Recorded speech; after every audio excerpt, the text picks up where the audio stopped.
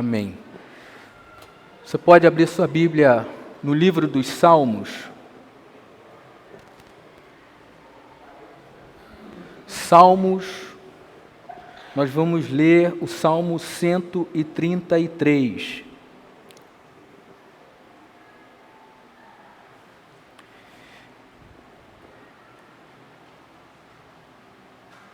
Salmo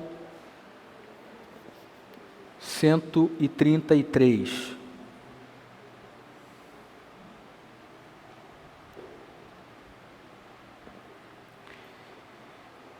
Hoje a gente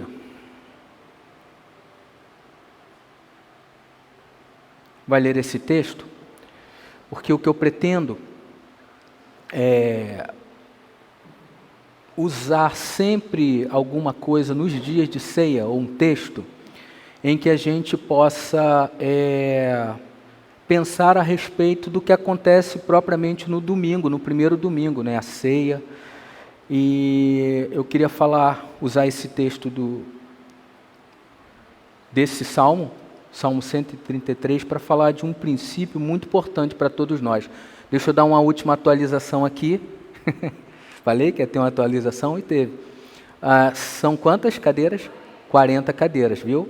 Então, 60, menos 40, então a coisa está andando. Todo mundo achou? Salmo 133.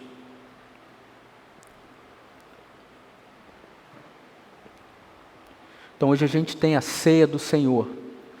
E a ceia do Senhor, ela nos remete a algo muito importante. Ela fala de união. Ela fala de estar juntos. Ela fala dessa realidade importante de unidade. E esse texto trata disso. Então nós vamos ler aí dos versículos, ele é bem pequenininho, né? Versículo 1, 2 e 3. Todo mundo achou? Diz assim o texto: como é bom e agradável quando os irmãos vivem em união, pois a união é preciosa como óleo da unção, que era derramado sobre a cabeça de Arão, descia por sua barba até a bainha de suas vestes. É revigorante como o orvalho do monte Hermon, que desce sobre os montes de Sião. Não é novidade para ninguém que tudo que Deus criou, tudo que Deus formou, tudo que Ele fez, Ele tem como plano original a ideia é que tudo funcione de maneira harmônica, tudo funcione de uma maneira em que a gente olhe, quando a gente olha para toda a criação. Vou pedir ajuda ao Miguel. Miguel, pode baixar só um pouquinho, acho que está dando um eco aí, não está? Ou vocês não estão percebendo? Tá bom? Melhorou?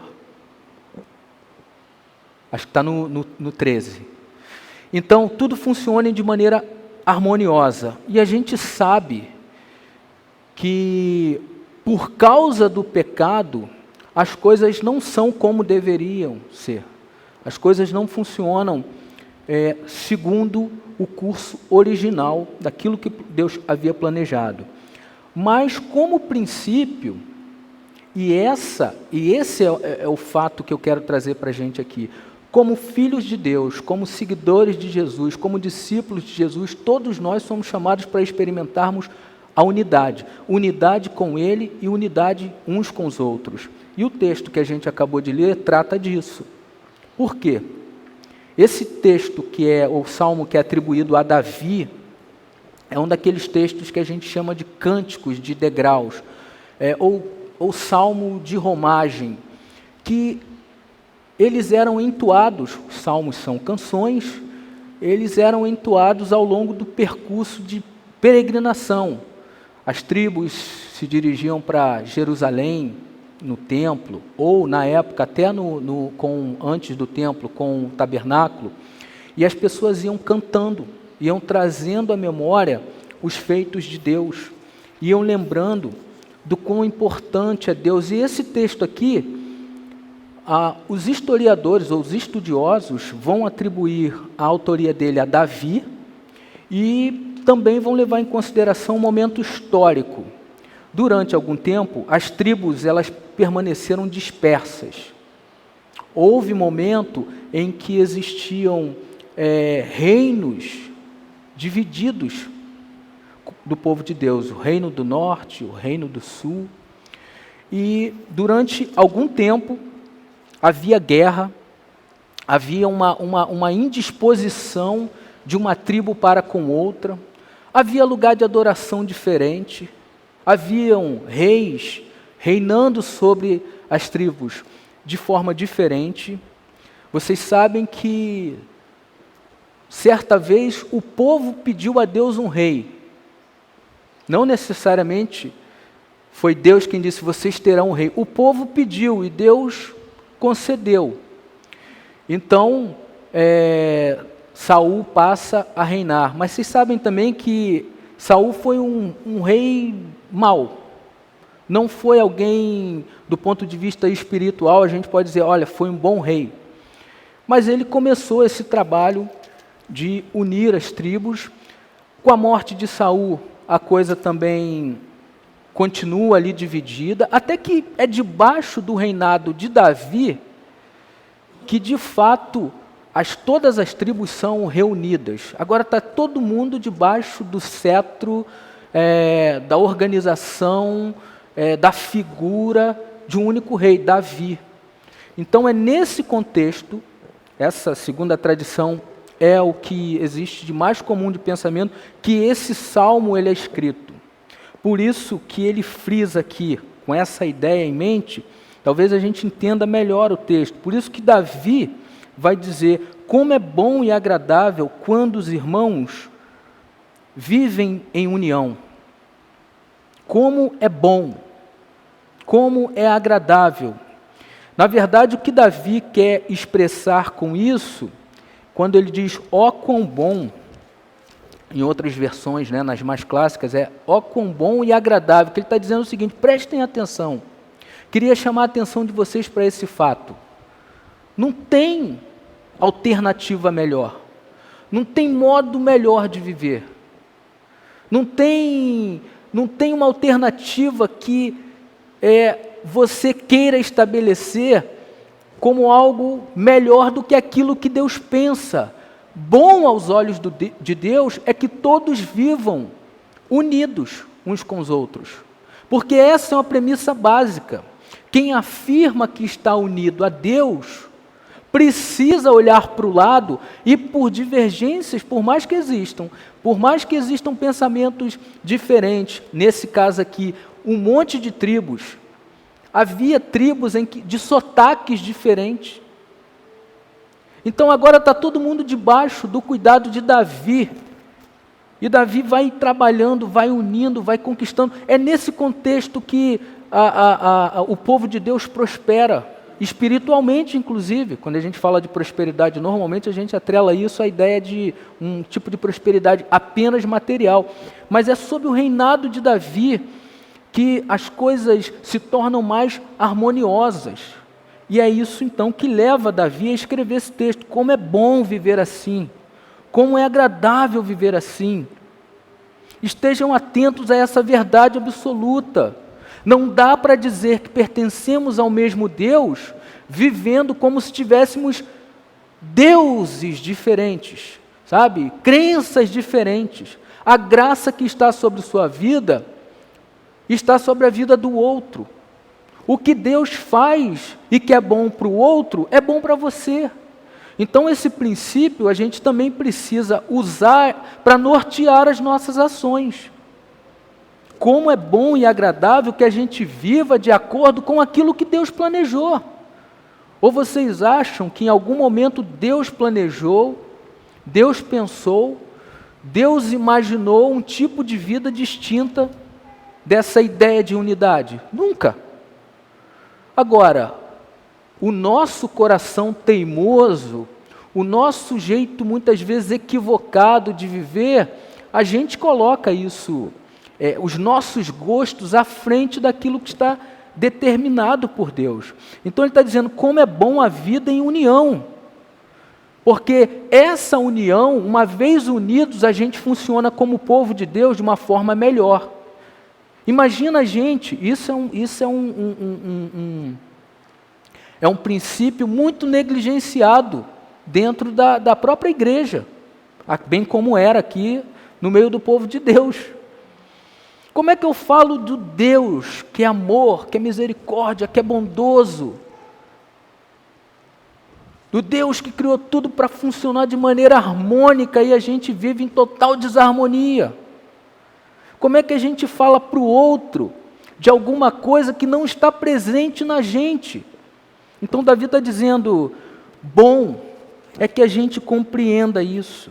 Bom é que a gente experimente isso. Porque isso é bom e agradável aos seus olhos também, mas antes de tudo é agradável ao coração do próprio Deus. Se tem alguém que quer, se tem alguém que imagina, se tem alguém que deseja essa unidade, é Deus. É Ele. Se tem alguém que cria as condições para que isso, de alguma forma, em alguma medida, exista, é o próprio Deus. Quando a gente tenta viver de uma maneira diferente daquela que foi estabelecida por Deus, a gente poderia ler o texto de forma negativa. Aqui está dizendo, como é bom e agradável quando os irmãos vivem em união, bem como é ruim quando nós nos ferimos. Como é trágico quando nós perseguimos uns aos outros. Como não glorifica a Deus quando eu e você decidimos funcionar fora desse aspecto, desse princípio absoluto que Deus estabelece, a unidade. Nós somos seres chamados para vivermos juntos, unidos. Quando a gente olha para aquela ideia, para a figura de Jesus na cruz, a finalidade é essa, perdão de pecados e para unir os que são diferentes. Como é bom estar unido a Jesus, como é bom pertencer a Jesus, como é bom ter na minha vida a vida de Jesus. Como é a vida de Jesus? Uma vida que proclama, que promove unidade. Então Davi diz, como é bom constatar isso hoje. Um dia a gente guerreou um contra o outro. Um dia nós ferimos e matamos uns aos outros. Irmãos, a gente está falando do povo de Deus. Um dia a gente disse que o lugar de adoração era lá, era acolá. Um dia a gente gastou energia com coisa desnecessária que apenas gerou dissolução, quando na verdade a nossa vocação, nós somos chamados para viver unidos, vivermos unidos uns aos outros, uma vez que professamos que estamos unidos a Deus. Então a união é necessária, é fundamental, é essencial, e isso agrada, antes de tudo, o coração do próprio Deus. É isso que o salmista está dizendo. E aí, ele vai usar aqui duas ilustrações, duas figuras, para falar dessa unidade. Ele vai dizer, verso 2, pois a união é preciosa como o óleo da unção. A palavra preciosa aqui no hebraico é a mesma para a expressão bom. Ele está dizendo o seguinte, é bom, é precioso, é de grande valor, é de valor inestimável, que a gente não abra mão de viver dessa forma. E é preciosa como o óleo da unção. Quando ele faz essa comparação aqui com o óleo da unção, ele está falando de um óleo especial, que não era utilizado de qualquer maneira, em qualquer ocasião, era um óleo que não era encontrado em qualquer lugar, era um óleo preparado para ungir sacerdotes, para consagrar reis, para consagrar os utensílios, tanto lá do tabernáculo, como mais tarde do templo. Era um óleo feito com especiarias raras, e era algo muito perfumado, como era usado de maneira abundante, do jeito que a gente lê aqui, A união é preciosa como o óleo da unção, que é derramado sobre a cabeça de Arão e desce sobre sua barba e escorre todo o seu corpo até chegar na bainha da sua túnica ou na orla de suas vestes. Ou seja, cobre tudo.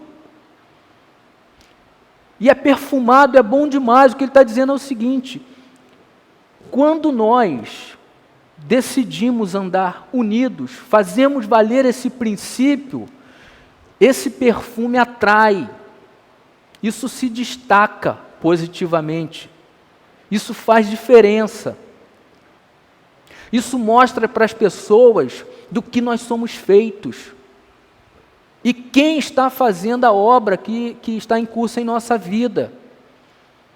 Porque esse óleo que é precioso, é custoso, a unidade é custosa demais, é preciosa demais, tem que ser tratado como uma espécie de tesouro. Por mais que a gente olhe e diga, olha, eu queria dizer que eu não concordo porque eu tenho partido diferente, ou que eu torço para um clube diferente de futebol, ou que eu tenho gosto distinto. Lamento quem não é Flamengo, mas brincadeira, gente. Mas é isso.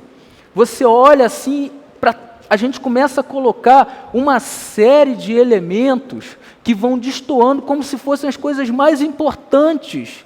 Qualquer outra coisa que não seja pensado como unidade é descartável, ou pelo menos pode deixar de lado. Aquilo não tem valor eterno para a gente. Aquilo não vai fazer diferença no sentido de nos unir. Lembra que Paulo vai escrever aos Efésios dizendo, olha, Jesus agora formou um único povo, já não tem judeu, já não tem grego, porque a cruz une. O perfume de Cristo é esse perfume que une, que se destaca, porque assim alguém olha e fala, mas como é que pode andar fulano com Beltrano? Como é que se explica isso? É o poder de Deus, é a graça de Deus. Isso é precioso demais. Isso tem um valor inestimável. Então, ele usa essa figura desse óleo precioso, raro, e aí a alusão à ideia da unidade. Infelizmente, unidade, mesmo entre o povo de Deus, é algo raro, mas que a gente não pode medir esforços para fazer valer isso. Porque as pessoas vão olhar para a gente e se perceberem unidade entre nós, elas vão desejar estar entre nós e ser parecidos com a gente, que no final das contas o que estamos tentando fazer e nos esforçar é em nos tornarmos parecidos com Jesus.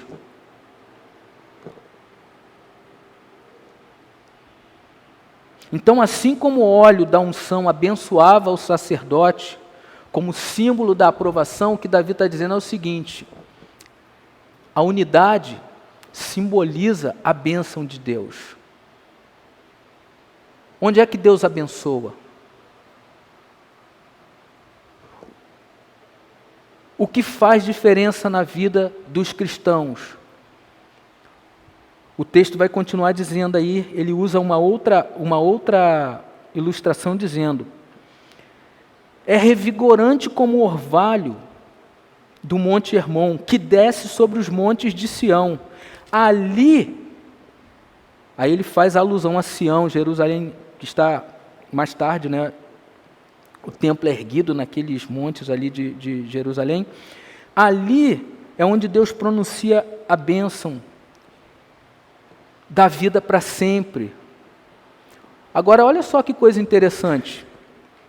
Lembra que eu comentei aqui que houve Reino do Norte e Reino do Sul? Agora está todo mundo debaixo de um reinado só. Hermon fica ao norte, Jerusalém está ao sul. Aí ele descreve isso aqui, se estivéssemos entre os judeus, isso aqui faria todo sentido imediatamente. Por quê? O que ele faz referência aqui ao orvalho do Monte Hermon. No pé do Monte Hermon haviam alagados. Só para fazer mais sentido ao que era. Algo parecido com o que ocorria aqui quando as chuvas alagavam aqui o nosso estacionamento. Ficavam aquelas poças enormes, e o sol batia, e aquilo ia evaporando e formava um orvalho. Só que a gente está no norte, Monte Hermon. E ele vai dizer, é revigorante como o orvalho do Monte Hermon que desce sobre os montes de Sião. É uma coisa que está aqui, mas que o vento leva lá para o outro lado. Está desse lado, mas não para funcionar apenas desse lado. Está aqui dentro dessa região geográfica, mas parece que, enfim, não tem limites. Assim é a bênção de Deus. Não depende da geografia, não depende do limite, não depende de quem você é, não depende de quanto você paga, não depende de quanto você tem, não depende da sua casa no campo, da sua casa de praia, não depende dessas coisas. Porque o orvalho que abençoa está sobre o Monte Hermon que está no norte, ou se dirige, porque o próprio Deus leva isso até o sul. Não tem limites para Deus abençoar. Não tem limites. Então ele usa essas duas figuras para dizer que ali, aonde há unidade, ali Deus abençoa. Lembra dos problemas que existiam na igreja? Aliás, que a gente vai estudar isso no nosso grupo de estudo do Novo Testamento. Vamos estudar a igreja de Corinto. Qual era o grande problema da igreja de Corinto? Era a falta de unidade. Porque o cara olhava e dizia o seguinte, não, mas eu, Paulo, não quero nada com você, eu sou de Pedro, ou eu sou de Apolo. Quem funciona assim, não experimenta Deus em sua plenitude. Quem funciona assim está dizendo que tipo de Deus que quer, e muitas vezes até dizendo para o outro, que Ele é o próprio Deus, é Ele quem governa, é Ele quem quer que deseja que as coisas funcionem nesses termos. Mas o que Deus desejou desde sempre é que seus filhos, suas criaturas tenham unidade com Ele e unidade uns com os outros. É aí que Deus abençoa. Então, queridos, não adianta a gente rogar a bênção de Deus e se morder um diante do outro, sabe? E tentar um ferir o outro. E tentar puxar um tapete do outro. Isso não acontece nas igrejas não, ainda bem, né? Não adianta. De que Deus que você está falando? Que Bíblia que você está lendo? Onde é que você quer chegar com essa história toda? Não vai chegar a lugar nenhum. A igreja é chamada para viver unida. Ela tem que riscar do seu vocabulário a ideia de dissensão, de dissolução, de separatismo, porque Jesus morreu para perdoar os nossos pecados e fazer um povo, e fazer com que a partir desse povo as pessoas conheçam Ele. Ele mesmo disse, Pai, eu quero que eles estejam onde eu estou, e que as pessoas vendo o amor entre eles, isso vai servir positivamente para o testemunho que eles vão dar. E assim, eles conheçam, as outras pessoas conheçam do amor, da graça, da misericórdia. No meio das cotoveladas isso não rola, gente. No meio das pauladas isso não rola. Então, Davi deixa claro que Deus concede a bênção, mas a bênção é resultado dessa consequência de unidade. Deus não abençoa para fazer valer separatismo. Deus não abençoa para fazer com que cada um viva por si. A bênção é que todos nós estamos debaixo do cuidado desse Deus e que Ele gera as condições para que a gente vá deixando para trás, vá deixando pelo caminho as nossas incoerências e às vezes abrindo mão até de razões para dizer, eu prefiro me manter unido. Eu sei que isso é difícil, mas isso é parte da nossa vocação. Eu preciso me manter unido porque Jesus morreu com essa finalidade.